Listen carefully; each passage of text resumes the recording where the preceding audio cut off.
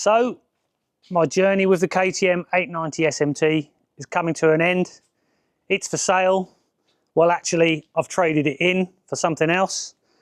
And the question I want to talk about is KTM, the brand. Would I buy another KTM? And I've got to be honest, I think the answer is no. And it's not because of what you think. It's not because of the camshafts, and it's not because of the financial situations that are going on with the brand. It's actually more to do with what bikes they offer. And my very first bike, after a 125, was actually a KTM 620 Duke. And as far as I'm concerned, the 620 Duke was basically this, but a bit smaller, because the Duke has ended up being a sort of naked sports bike, and it started out being basically a supermoto.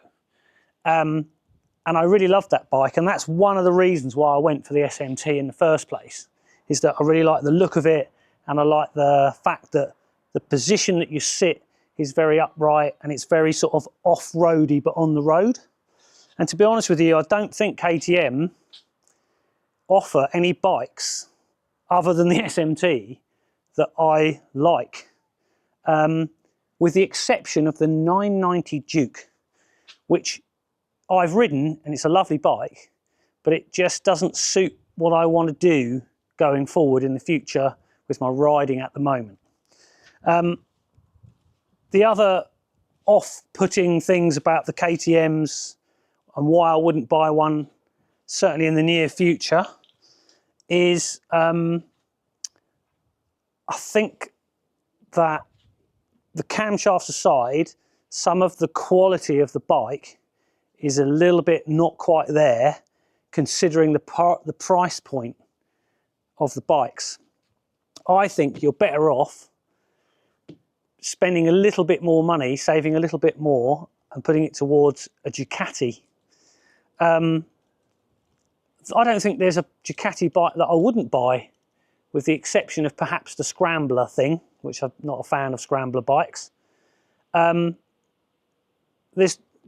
just so beautifully engineered and built, and the quality of them these days is exceptional. I think they're the outstanding brand. That said, I'm replacing this with a Honda, but as we all know, Honda's reliability speaks for itself, even though they are well known as being quite a boring brand. They don't put themselves out there like KTM do, or perhaps Ducati and other brands.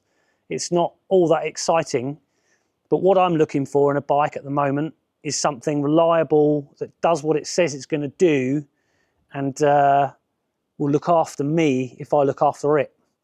So would I recommend this bike after just over a year of ownership? Yeah, I've said it before and I'll say it again. This is a great bike. It's got so many plus points. It does have some negatives, which I've gone through in some other videos, so I'll put them up in a link. But ultimately, it's a fantastic bike, and it was a long time between my first KTM and my second KTM. In fact, it was about 25 years in between the two.